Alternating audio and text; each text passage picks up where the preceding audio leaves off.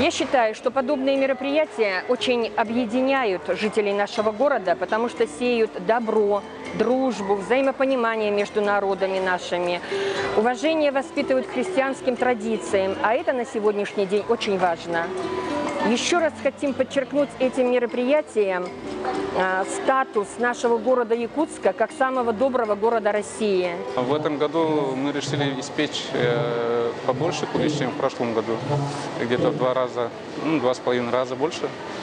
И ушло где-то порядка около более 500 килограммов отборной муки, 150 литров воды, более 2000 яиц и 120 килограммов сахара, цукатов, маргарина. Размеры колоссальные.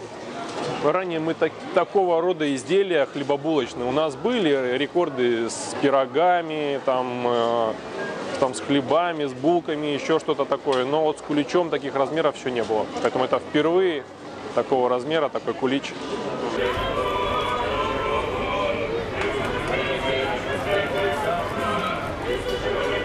Кулич был примерно весом более 400 килограммов. Существа, конечно, попробуют этот замечательный рекорд с формулировкой: самый большой пасхальный кулич в России с массой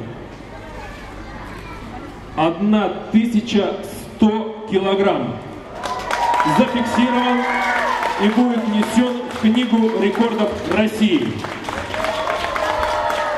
Каждый, конечно, сейчас попробует этот, ну что ж, рекорд установлен. Конечно, попробуйте, поэтому без толкотни, без рук.